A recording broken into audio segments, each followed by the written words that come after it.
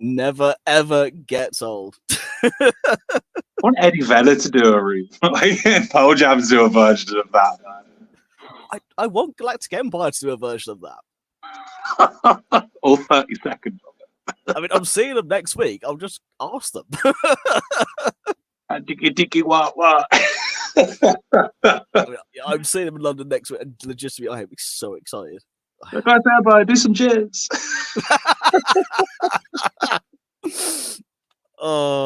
Yep. Stars and me continue. Hello, welcome back to the Scoundrel podcast. Joined by Matt. Unfortunately, Tess can't be with us this evening. She's not doing too well, so obviously we send her our best. But it means we're not going to be talking about Kenobi this evening. We're going to save that and come back to episode 2 on that next week. I was hoping for Kenobi. Why are you here? Kenobi!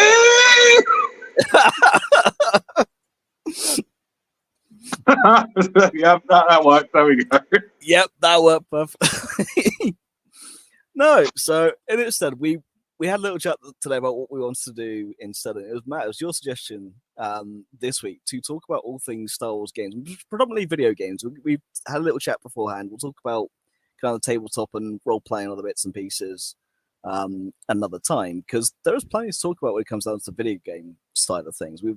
You've got everything from Dark Forces all the way through to Survivor. Well, it's so funny, man. It's what kind of prompted the thinking was I was playing. Literally said for when I was playing the old Super Star Wars on an arcade machine at Mate's shop, which is the old 8-bit side scroller. Yeah. And I went straight for Empire Strikes Back, obviously, because that's what you do. Yeah. I was playing as Luke. I didn't know the controls, and I felt really bad for Gary, who runs the shop. It was just me in the corner being like, "Yeah, that was my favorite bit of the movie where Luke got attacked by 3 Wampas." Or then I switched to Chewie, and these weird birds kept carrying. It's well frustrating. You'd be going along the map as you do, because it's a 2D side scroll. These birds would pick you up and take you back and keep dropping you. It's really frustrating. It's a good game, man. And the best thing, right? Just proper set me off like giggling, and no one else understood why. On those old arcade games, you get the game over screen. Yeah. And it says game over, try again. The game over on this was Yoda. And it was like, try again. And I thought there was no try. Do or do not, there is no try. And I proper like giggling to myself. Everyone was like, what? I said, they picked Yoda to be try again, but his whole thing is do or do not. There is no try. And I got funny looks, but it really tickled me. I was like, the characters you could have picked, could have had like a laughing Jabba, man. And that would have been great. But yeah, Yoda, try again. Like, yes, because he very famously says that. Yeah. Or you could have had Kenobi. Don't try it. Don't try it. It was weird that it chose Yoda for that. But yeah, and it just prompted me thinking really about like the Star Wars games. I got like really nostalgic for stuff on the PS1 and things like that. So it's just quite interesting to have a chat about it, to be honest. Yeah, I mean, to be fair, my laptop's full of them because Steam had a sale at one point, and I just went and bought pretty much everything. Especially when I saw they had Shadows of the Empire, because Shadows of the Empire on the N64 back in the day was one of my all-time favorite. To this day, it's still one of my favorite games. And it was because it was a different Star Wars story to what we had at the time. You only had the prequels and the original trilogy. You had the old kind of expanded universe stuff. So this was Dash Rendar. So it was following the same story as the original trilogy, but like parallel to it. You mean Han Solo, but not Han Solo? Yeah. Yeah, I did a lot of research in Shadows of the Empire recently. Just off the back of it, really, because I remembered like Dark Forces and all those kind of things, and I went into more the marketing element of it and why Lucasfilm were doing it for that reason.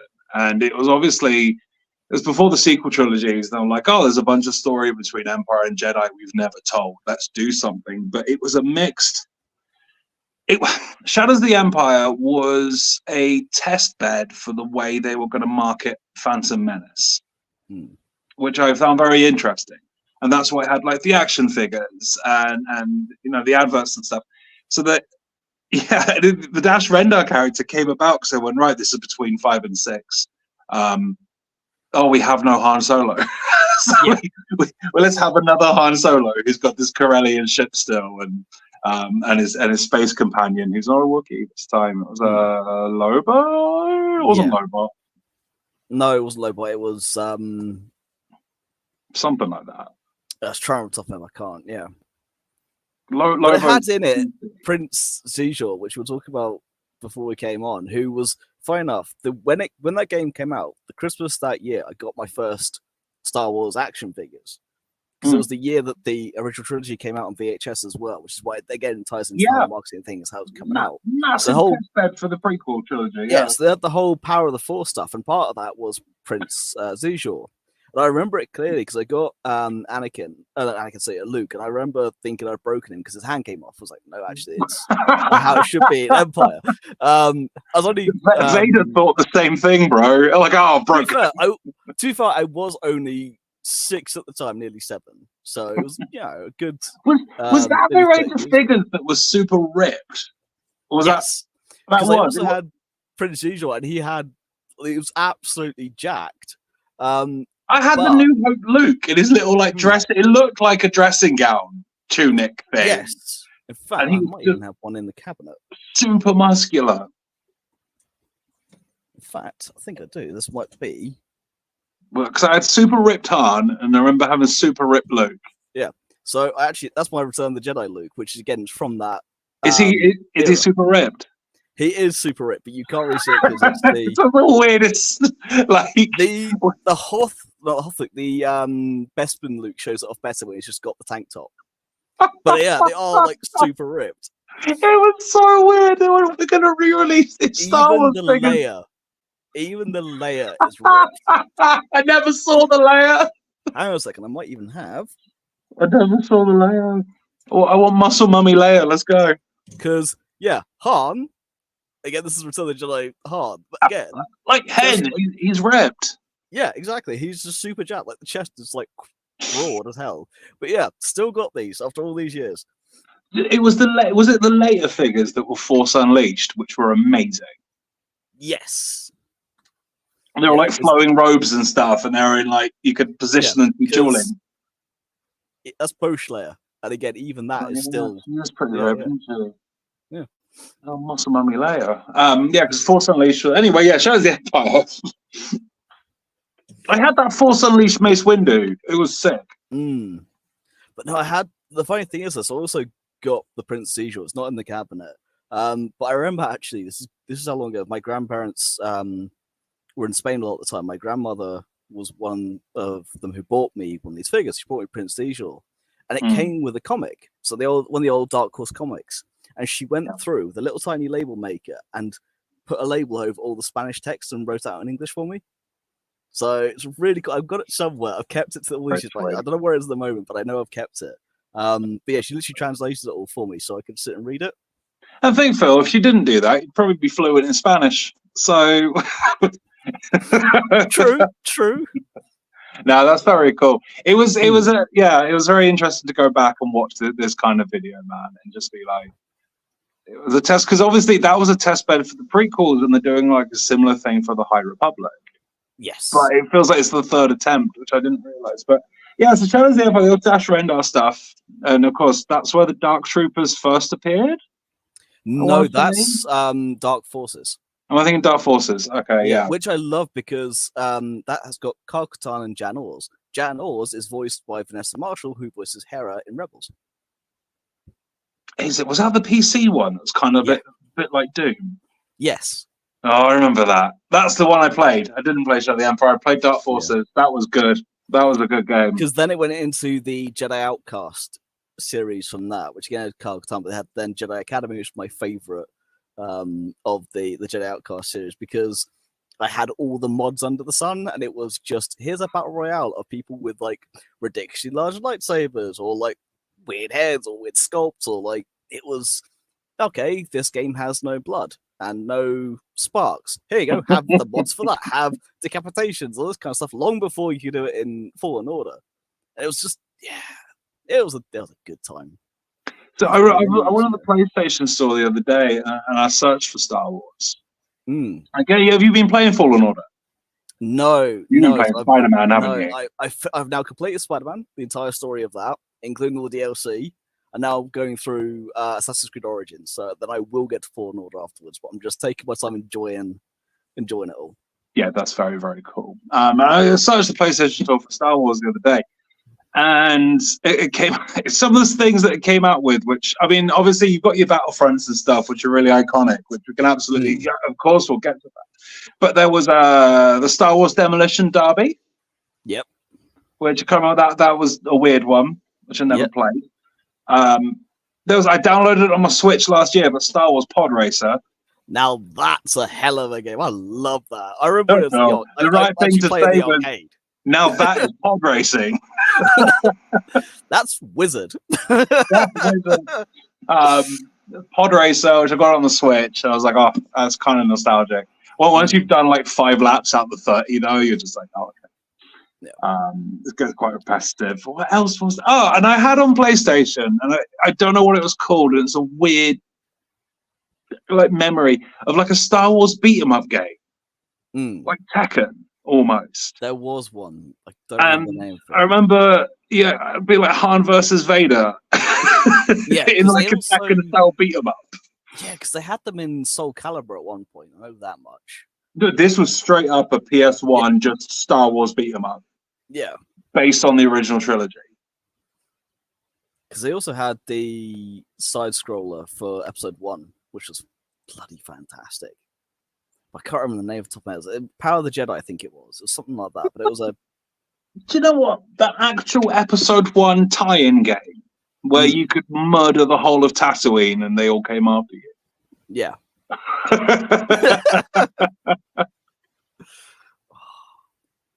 It's just pure nostalgia for us because we, of course, grew up with it. But you then got into the era of.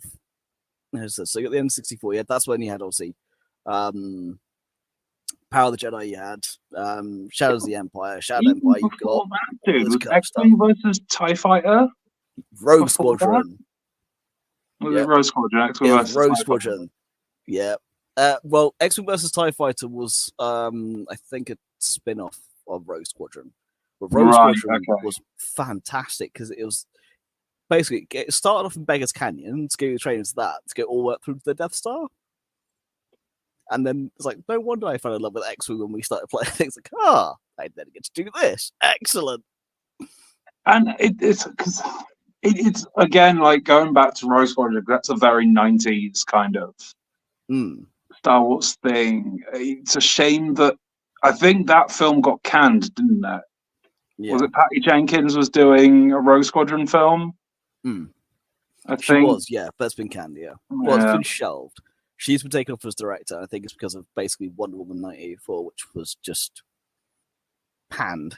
I've not seen it myself, so I can't really comment too much, but that's, yeah. I'm not seeing The Flash either, but again, like having a Rogue Squadron film would have been very, very cool. Because it's a big classic thing, isn't it? It's that kind of era. Yeah. I think what else? I think it was 4. I'm trying to think of other things that stand out, really. Like, what's the first one you played? The first one I played was Shadows of the Empire. So that, for me, is the ultimate nostalgia. But then you get into Jedi Academy, and then when you get into the PS2 kind of era, then for me, it was on PC, but then you had Knights of the Old Republic.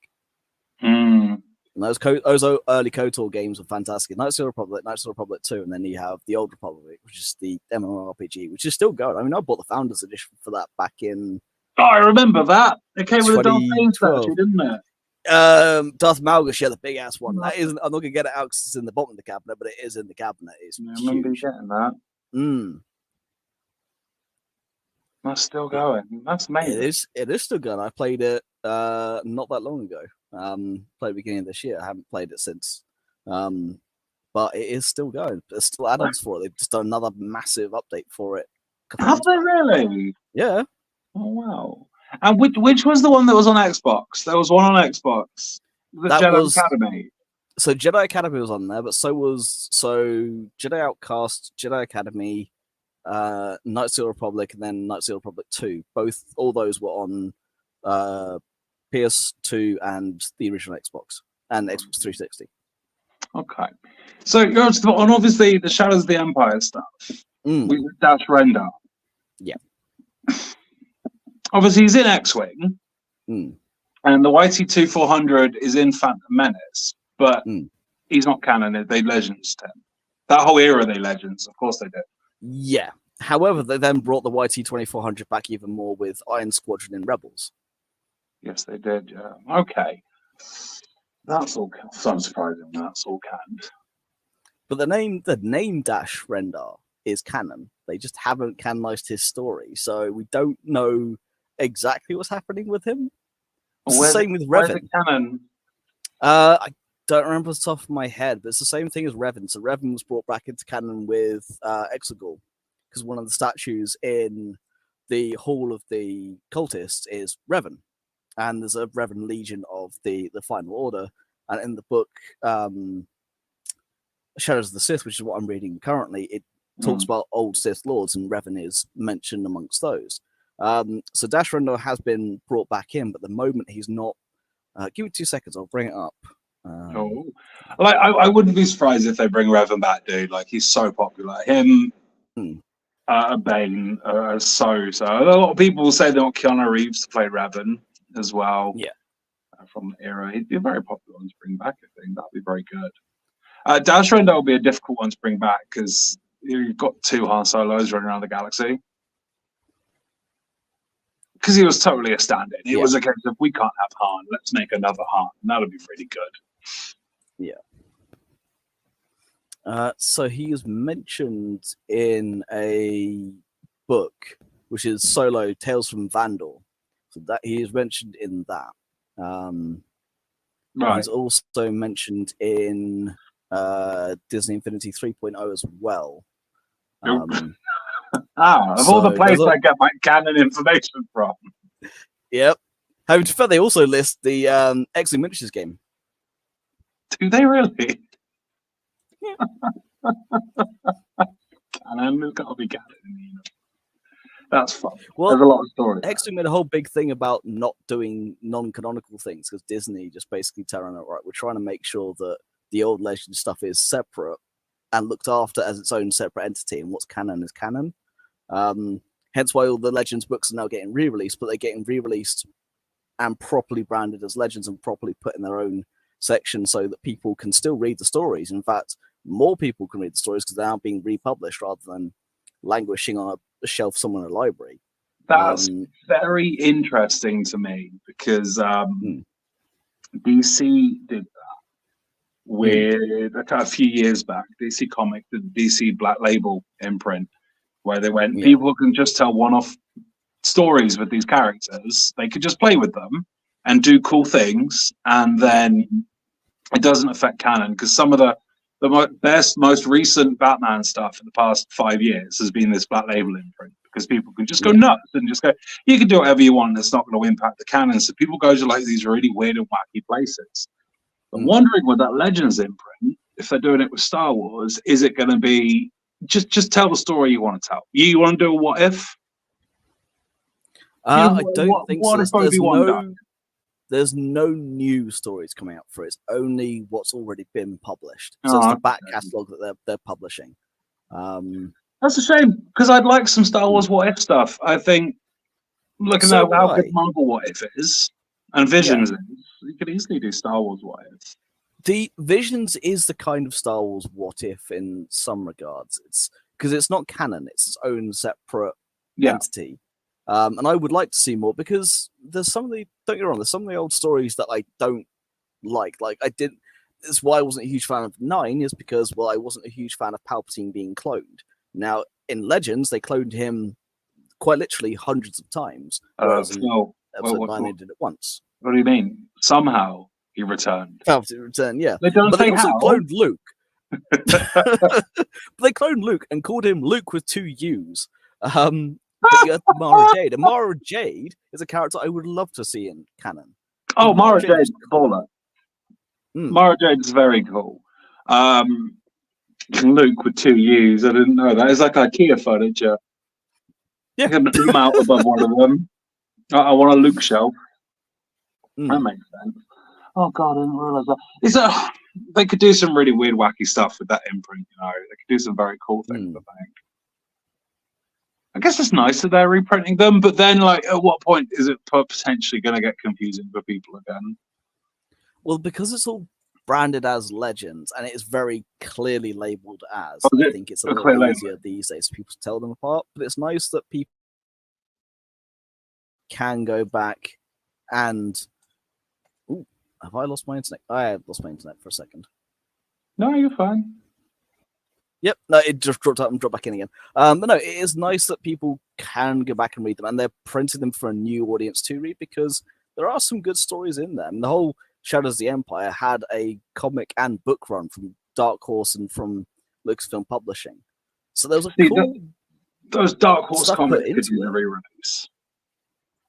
Yes, and they might well do because Marvel reprinted one of the old Dark Horse comics when Disney took the license over because they print off Darth Maul, Son of Dathomir, which is the unaired Clone Wars episodes. That particular comic was reprinted.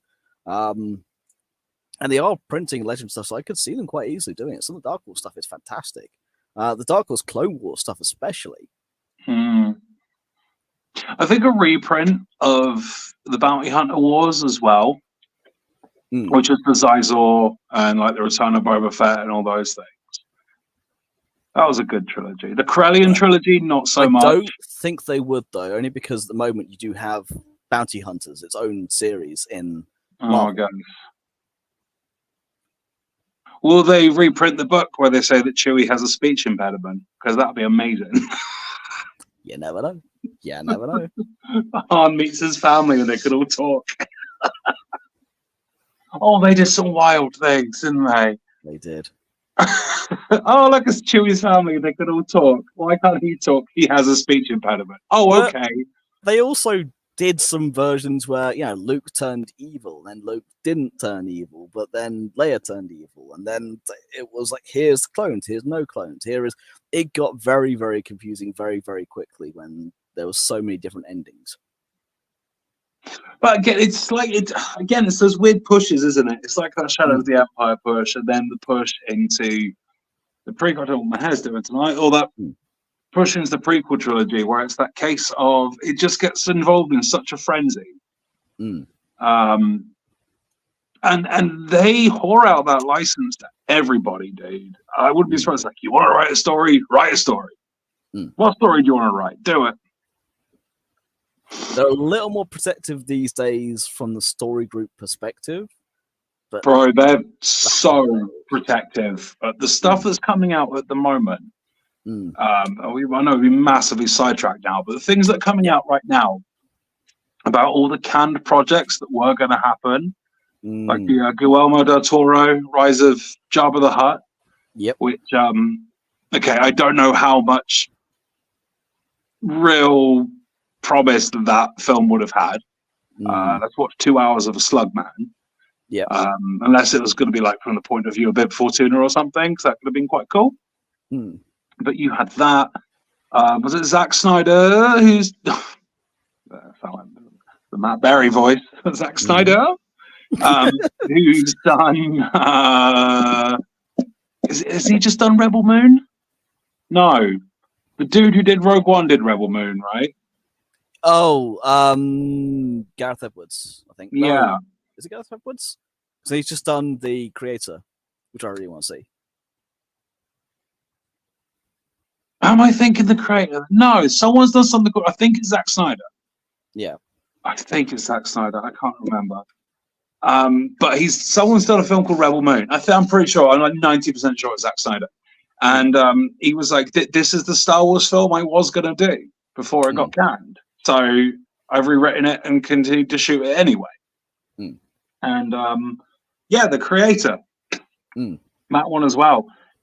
From what I've read from reviews, it's so close to being a Star Wars film, like really close to being a Star Wars film. That apparently, again, that was going to be a Star Wars film, and they are getting so protective of the IP now that they're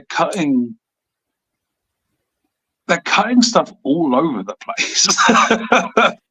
That's what you get when you have CEOs hop in and out like there's no tomorrow. Because Bob Iger left, and then they have Bob, whatever his name was. He's gone. Bob Iger's back, and they've gone back from Disney Plus back to the silver screens. They've gone back to me, which means then some of the TV stuff's been canned or been shortened, and then you've got the animation stuff. It's a bit of a mess in terms of because Lando especially was.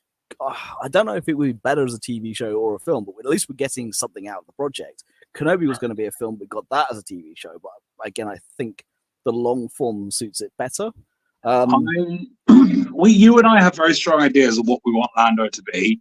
Like, we want it to be the Wonder Years, and we want it to be an episodic introduced by Billy D, being like the Calrissian Chronicles, Volume 6. So it was on this planet and then fades out to being Donald Glover.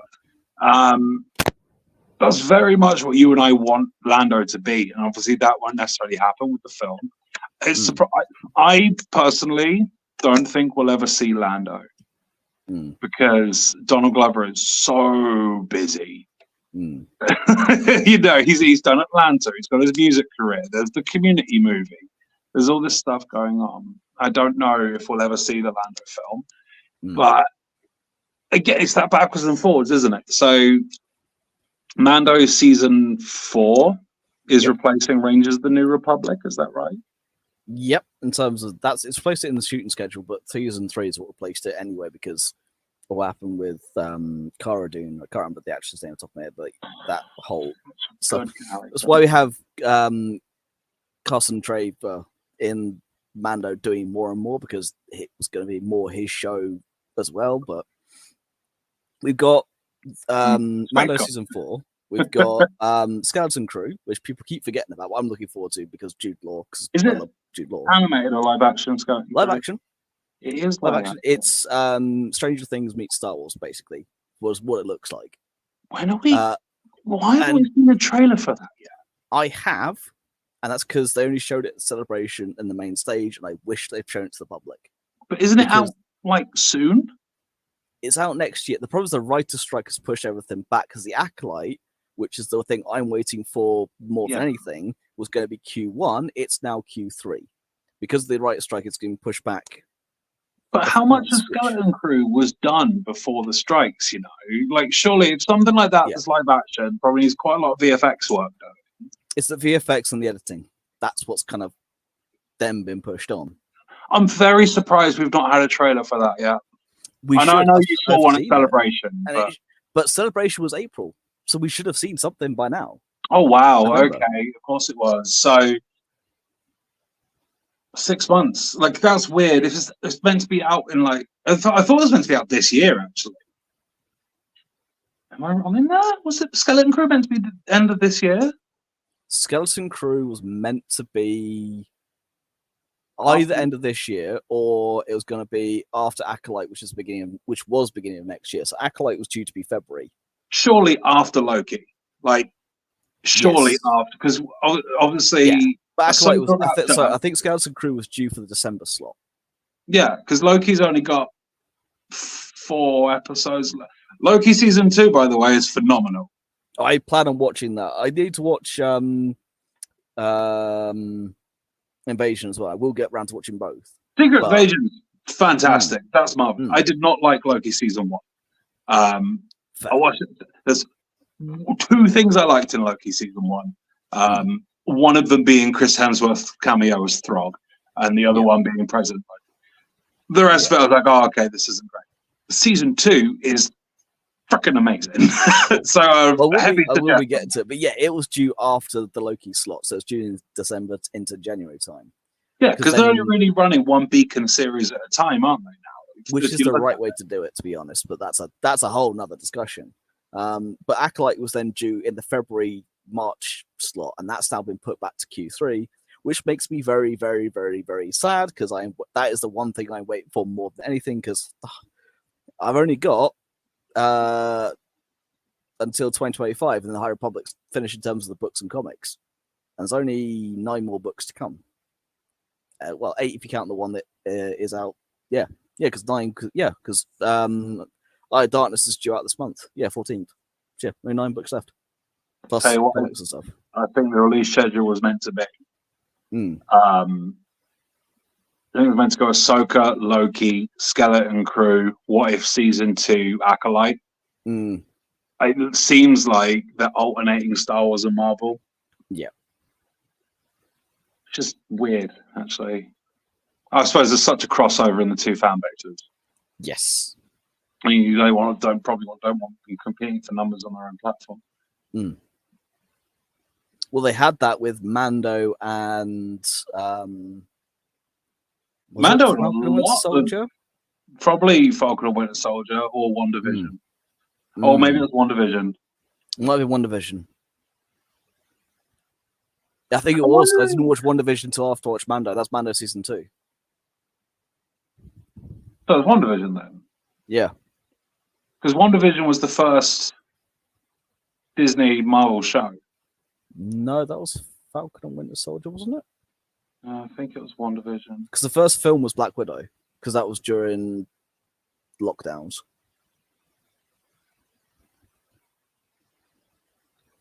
No, it was WandaVision. I'm like 90% sure it was WandaVision. And then Falcon and Winter Soldier, but interspersed at like the same time as Mando season 2. Yeah. Yeah. How weird. They're doing weird stuff at the moment. I think I know what they're doing in Marvel. And this is why Daredevil Born Again has been written, broken down. It's been written again. I think he's breaking it down and rewriting it and rebuilding it because I think they're trying to crack that bingeable thing, obviously, at the moment. Poor Charlie Cox. That man is too good for us. He's such a good Daredevil, man. He has turned down so many jobs to make sure Daredevil can get done. I mean, it is getting done. It is.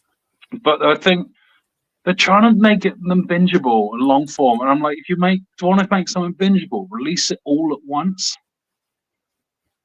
If you want to captivate an audience to sit there for long periods of time on your platform, you release it all at the same time. Yep, but you don't get the subscriber money. That way you just get people subscribe for 1 month and then stop, rather than get it for 2 or 3 months where you get the shows coming in. It's a business thing more than a bingeable thing. You do it like an idiot like I was. I only signed up for Disney Plus to watch Thor Love and Thunder last year and just kept forgetting to cancel the subscription. Here we are. Yeah. Because I use it more than any other service, to be honest. Or you do what Warhammer Plus does. You go, it's a £50 yearly thing or £5 a month or whatever. Yeah. And once you subscribed for a year, you get one of these exclusive things. Obviously, Warhammer Plus do it with miniatures, but if they gave like an exclusive benefit, like merchandising for staying subscribed for a year. Yeah. Because the amount of people that sign up to Warhammer Plus just to get the miniatures is unreal. We have massively sidetracked. But Warhammer is a game that leads back into the original discussion. Because I must admit, I genuinely just find the way Disney are operating right now really interesting. Since they blamed like Marvel for everything failing, I've been watching it like quite keenly. With the news, they're just going, "Oh, you're blaming your own product now for the rest of your products failing. Like you're a victim of your own success." And now, it's very, very interesting to me to watch because the first time really in I guess the history of media in our lives that things have been monopolized to this extent. Disney's now this mega conglomerate that has Fox and it has Marvel and it has National Geographic and etc. And the funny thing is, though, they are laughing all the way to Mike because there is a rule.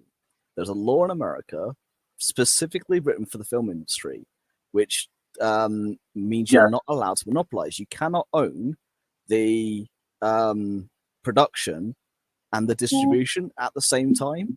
Yes, I have heard this. The loophole is that was written for cinema and cinema only. You cannot tell same for actors for the studio system. You can't tell them they can only work for you, and you can't tell cinemas they can only run your films. That's the original wording of the letter of the law for the what was called the studio system back then, the golden era of cinema. And one of the big things to come out of that was like Gone with the Wind in, what was it, 1927 or whatever it was. So that was one of the big, as soon as the studio got the book, they just took over because, well, it was the hottest selling thing ever produced at that point. As well. But, yeah, exactly. But the loophole is you can own your own distribution when it comes to streaming, because this was not written because no one knew it. No one was going to know it was ever going to exist at this point. You know, cinema itself was still relatively new at this point, only been around for 40 something years, back in the 20s when this law was written in. So they couldn't even imagine at that point a television, let alone the internet, let alone streaming services. So the rule is ancient and it's got a loophole, which is what they've now used. And Disney is the biggest loophole of them all because, well, they can just buy all the studios they want, make the products, and give it to you in one package, whereas they've then got it with TV, which is even funny. We look into Hulu Plus in terms of what you get in North America when you look at the sports packages, because they own the rights to the NFL in some regards with ESPN. You also got ABC, so you then got the television side of things. All of that then goes into Disney Plus, so you can get these big packages and things, but you just get this one massive, we own everything from start to finish. It's why they can buy Fox for $50 billion and not bat an eyelid, because they know it's worth more to them than the sum of its parts. It's just an incredible way of looking at things. It's interesting because it's like watching the biggest, most impressive 18-wheeler lorry you've ever seen drive down the road. And you're in awe at the sheer size of this massive, like, it's got hot rod flames and shoots fires out of its exhaust. It makes Optimus Prime look like a hobo. You know, and then you're trying to watch someone reverse it down a tight alley and they keep bumping it into things. That's what it's like watching Disney operate at the moment. Because we had a period of time when we went, wow, there's a Predator hunts the Avengers comic. This is amazing. And now you're trying to watch them maneuver this gargantuan, bloated beast. Yeah. And they can't. But it's like the head isn't communicating with the feet, you know, and they've started infighting. Yeah. It's just like, what? It's so interesting to me. And it just very easy to talk about it because the first time we've seen something of this size and complexity try and operate. And it's more of attrition, isn't it? If you blow too much air into a balloon, it's going to pop. Yeah. But yeah, speaking of games, it was the one thing I'll say about the Sith and Scoundrel, regardless if it's the two of us, the three of us, or whoever's on, whoever's talking, is this show, although we have a subject matter, we have no format. If we end up talking about something, we're not talking about it. Doesn't matter if it's links to the beginning or the end. It's what we end up talking about. And I'm not going to lie, it's quite fascinating to just sit down and break it down and watch. Because looking at the game side of things, funny enough, when Disney bought Lucasfilm, they got the rights to LucasArts, which has the gaming division, and they shut it down. They just completely and utterly shut it down. And their whole thing was right, we are starting afresh. This is all the new canon. This is where it's going to be, blah, blah, blah, blah, blah. And part of that was killing off LucasArts. They've now then gone back into licensing, and they, in my opinion, as much as I love Fallen Order, I have yet to play Survivor, will at some point for sure, but as much as I love Fallen Order, the biggest mistake I think they've ever made, along with Battlefront 2, especially at launch, was giving EA the exclusive license. You know, the biggest mistake they ever made was scrapping Star Wars 1313. Yeah. Because that looked amazing. It did look phenomenal, that game. The scummy Coruscant underworld game. Yeah. Did you play as Boba in that? Was it a Boba game? It was a Boba game. It was a Boba game because I recently downloaded Star Wars Bounty Hunter again. The controls don't translate to the PS5, and I don't know what I'm doing half the time. I'm like, I'm Jango Fett! So yeah, 1313 looked incredible. Was that the one with the trailer with the big platform that just sunk? Yeah. Was that Yeah, LucasArts? And that's why I got it scrapped? was. Yes, it was LucasArts. It was 1313. It was the whole here's the Coruscant underworld, and it was going to be linked to the television show that also never saw the light of day. That, however, I have seen, and I'm glad it didn't because it looked atrocious. That rings a bell now. I remember that. They're really big on their mixed multimedia stuff. They are, and the funny enough, at the moment, the biggest one for that's the High Republic. Yeah. In terms of they've got the books, they've got the comics, got the audios. Acolyte's coming next year. Here is the entire multimedia event, and the High Republic is the first proper multimedia event they've done in terms of from start to finish. It was intended to be a multimedia event, and the High Republic is something I can and will wax lyrical on, especially when we get to the Acolyte next year. But yeah, they unfortunately because they canned LucasArts, they canned 1313, which was a shame, especially considering what we would come to know. But they've also then canned things at the moment. So BioWare have been told to can the KOTOR remake. That's no longer coming. And I get this is what's weird with Star Wars at the moment. They're going around and chopping off everyone's heads. The one that I understand why it's been canned at the moment or put on a shelf is Eclipse. Eclipse, if it ever comes to light of day, I will love it because it is a High Republic game. That's the one that had the beautiful trailer, wasn't it? Yes. However, the actual studio itself, one of the execs was involved in a scandal. I can't remember what it is off the top of my head, but it was quite a severe one. So they've had to push their distances for a while from the studio whilst they're working out the issue. So the game they've actually released information on it last month, and it was so cool because I said, this is the first Star Wars game, in fact, one of the first games I can remember, where they've gone, the main character you play as can die and will die at any moment, and you won't play as them again. Wow. If you die, you die. You just get a new character from a different point of view, from a different place. It's kind of like Baldur's Gate in that of 3 in this regard, which I've had a lot of people raving about, of the 18,000 different endings. Well, Eclipse is going to be that, but for Star Wars in the High Republic era. It's kind of like Dark Souls meets Baldur's Gate in Star Wars kind of thing, which just sounds incredible. High Republic. Yeah. The trailer was outstanding. Like I remember seeing it and just thinking it was beautiful. It was so pretty.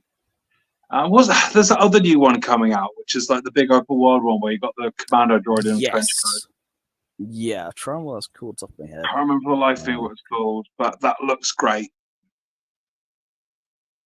Because Outlaws. Huh? Outlaws. That's the one. Character you play almost looks like Afra. Yes. In fact, almost, but not quite. Afra. We don't know. Yep. We don't know the character's name. Bro, if this turns out to be a Dr. Afra game and no one said anything. Oh, rioting will happen. I want my Afra. If you play that game and it's that standard point in Sith and Scoundrel where we talk about Dr. Afra. Yep. We get to that point in that game and it's just like, hello, Dr. Afra. Yep. Like, I'm playing Afra. Yep. Oh, that would be cool. The cool thing for me at the moment, though, in the High Republic, funny enough, is with Dr. Afra, Sana Staros. Yes. Well, her great-great-grandmother is a senator in the High Republic.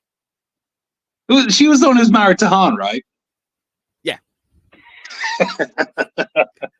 So the family goes back to the High Republic era, like her great-great-great-grandmother. Met her, yeah.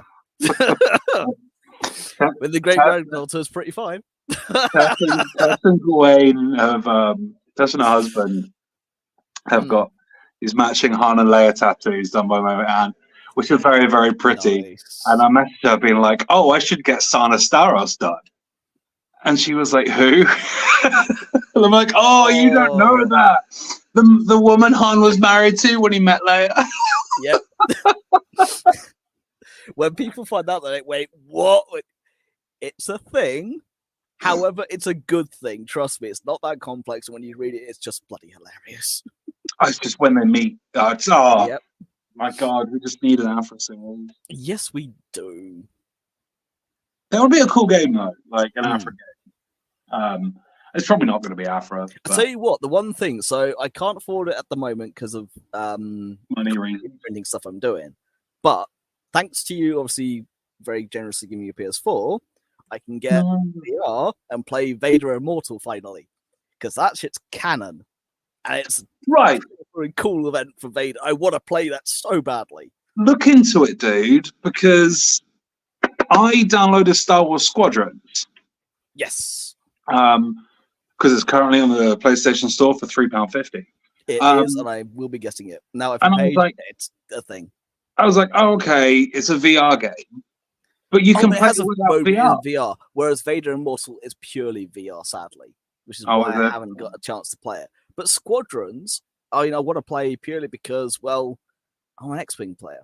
And that is just like, here is X-Wing, but on steroids. When you complete a mission and you fly back to Home 1 and the captain of the squadron you're in is just like, General Syndulla would be really proud of how you flew today. You're like...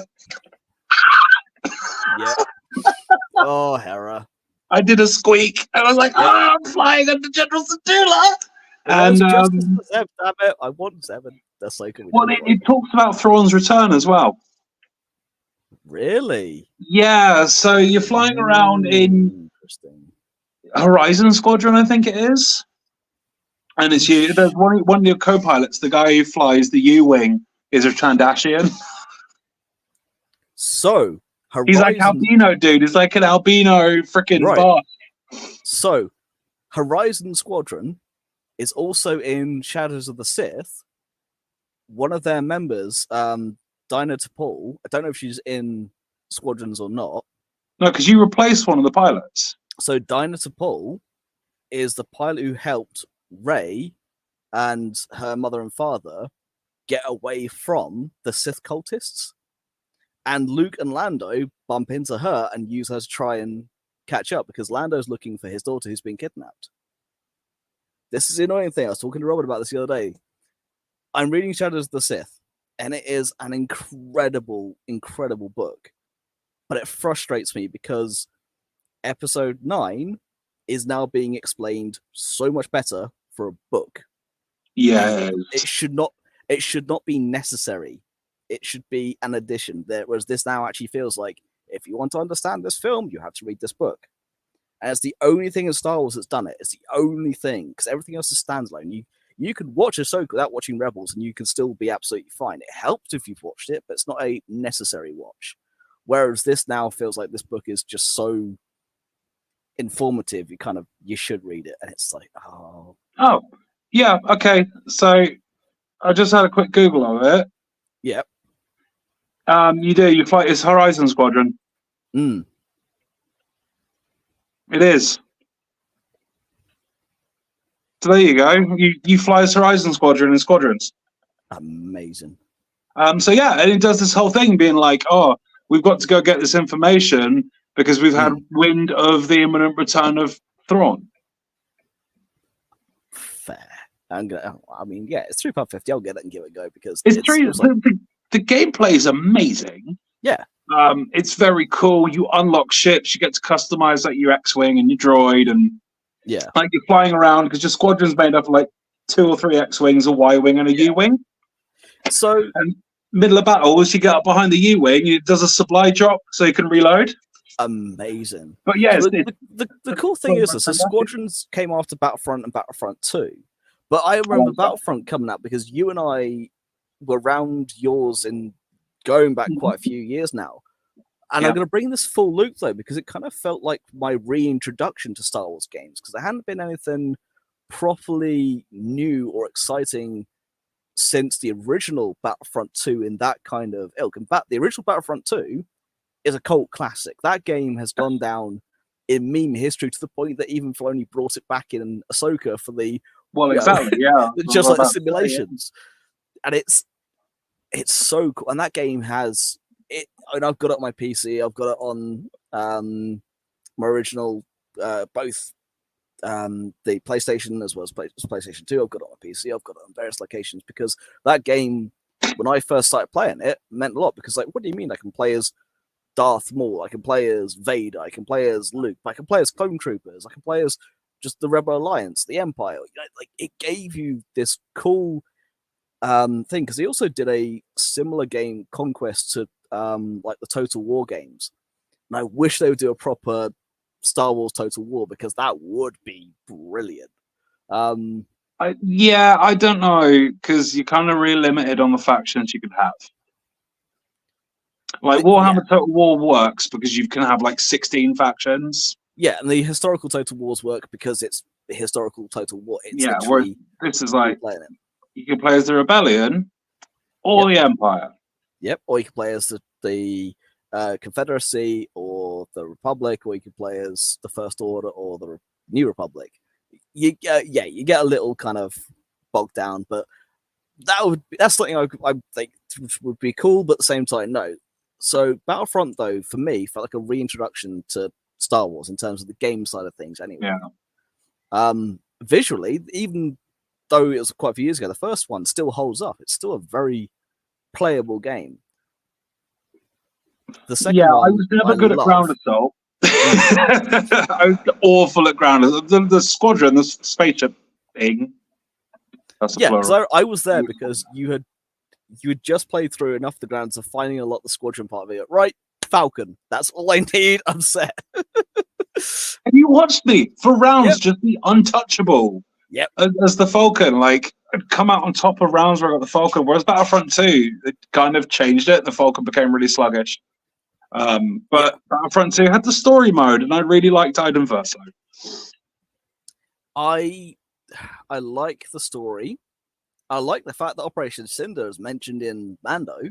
Brought up in Mando. What I don't like is how quickly Iden changes. Like, it's like 2 levels and she changes from Imperial to Rebel. I wanted more of the Imperial side, but that's me just wanting to see more of a story from that and not the same standard Imperial defector. And that's just because I like a bit of variance. And there's a book called Lost Stars, which I've recommended before, which is fantastic because it gives you the side of the Imperials where you see there's a character called Nash Windrider who is Alderaanian. And although he doesn't see the planet himself, he hears about it and he sees the footage. He knows what's happened to Alderaan, and yet he still sticks with the Empire. He doesn't forgive them, but he justifies it enough to the point of they must have done something bad to be able for this to happen, and it must be we have killed billions to save untold trillions. So you see that side as something you don't really get to see otherwise. And I felt, don't get me wrong, though, a video game like that is limited because Battlefront 2, although it had a story mode, you could tell that's not the intended purpose, obviously. It's the kind of Star Wars does COD kind of thing. I get that and I like it, but I just like a little bit more story from my games. But it's really the canonical start to Inferno, the Remnant Empire stuff as well. Like, I remember the opening of that game, we see Endor explode, and you kind of stop there, you're like, oh, that's doing a thing. But I liked Battlefront 2. I think I preferred the first one, but it was nice to have the story mode because that was the big complaint. I almost fell over. That was the big complaint when it first came out, wasn't it? That there was no story. It was just online multiplayer.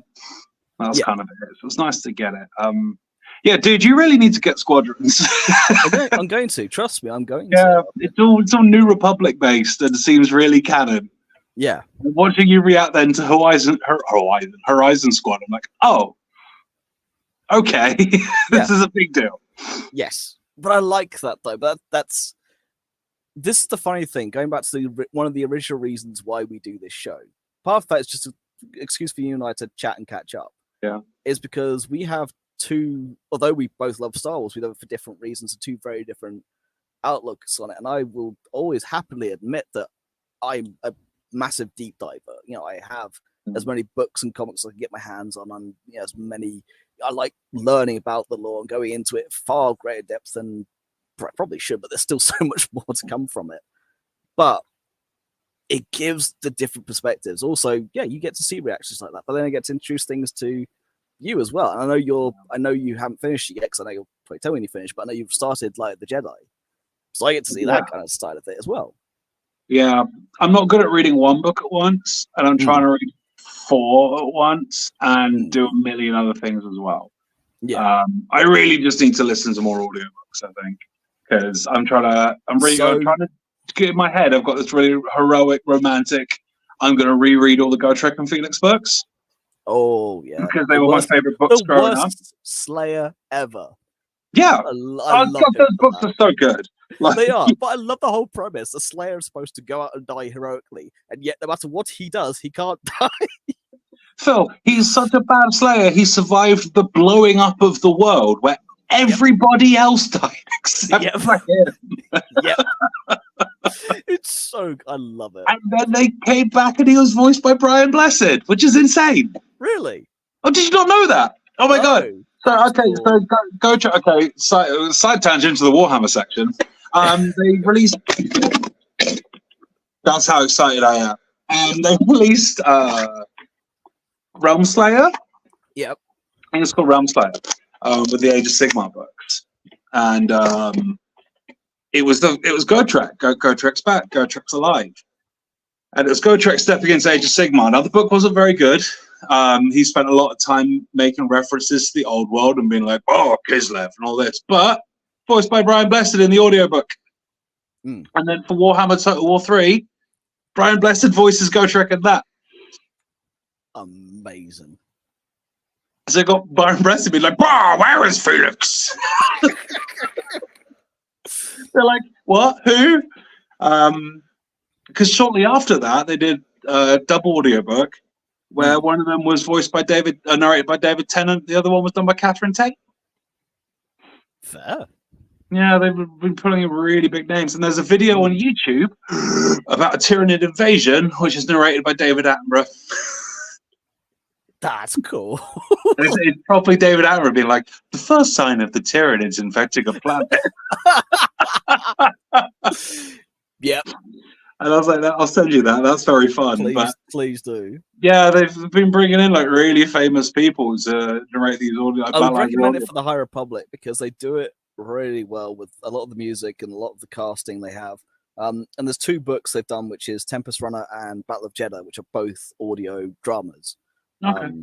So there are the rest of it's all books, but those 2 are specifically audio dramas. They've done the scripts in terms of the book side of things, but no, I recommend it, especially when it comes down to the phase 1 when you have the Tempest Runners themselves, like Pan-Aza and Kosiv and Lorna D, who's just you'll come to learn all these names and characters as you go along. But yeah, they really put the effort into them. And when you get back to phase 2, again, it's the whole Conclave of the Force, and the Battle of Jeddah is something that's because when you watch Rogue One, you go, there's a giant ass Jedi statue on the ground. Why is that there? Well, Battle of Jeddah literally explains why that statue is how he is. And there's a vault underneath him full of Bogan objects. Oh, is that it's really cool. Yeah. I want more Bazin Cherub, man. Yeah, they've done 1 book, Guardian of the Wills, and that was it. And it's not enough. And that book was really disappointed because the cover looked like a graphic novel. Yep. And if it was a graphic novel, I would have picked it up. Yep.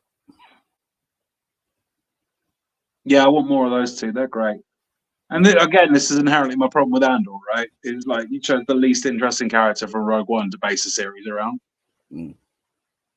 Everyone would have loved a Guardian of the Will series. 100%. Yeah, that would be great.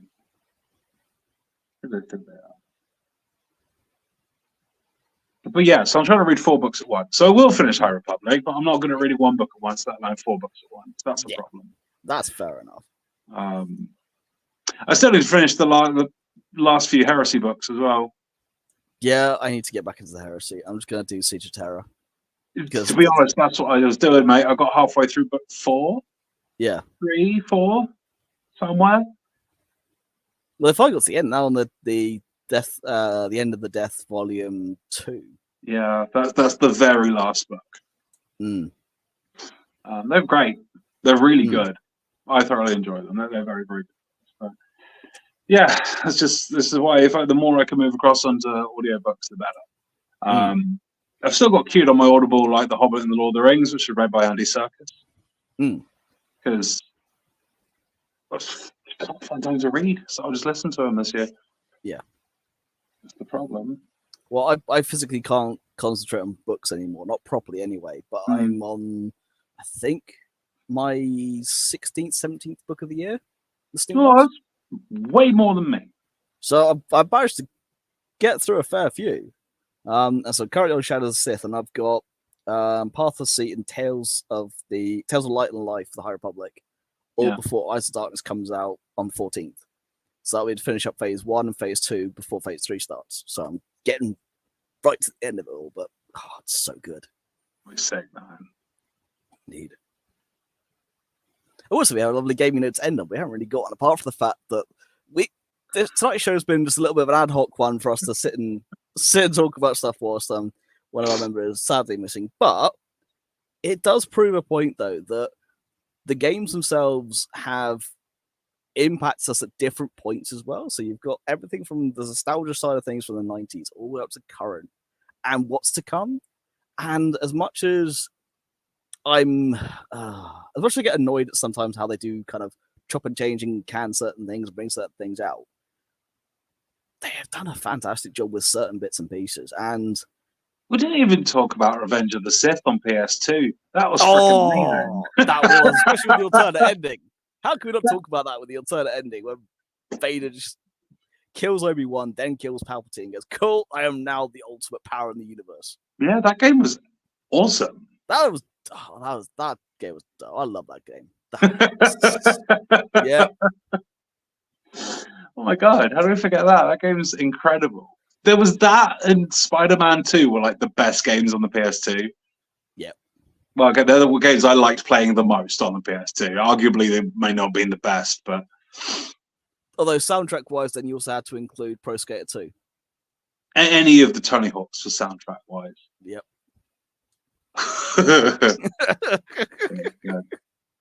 Oh my god. Yeah, it's an ad hoc one, but it's nice having a bimble chat sometimes, isn't it? When there's not a million things going on at once. Exactly. But yeah, we'll be back same time, same place next week. We will have Test back. Hopefully, we'll continue on looking at Kenobi. But yeah, no, thanks everyone for joining. We shall see you all then. All right. Stay safe with the storms, everybody. They're insane.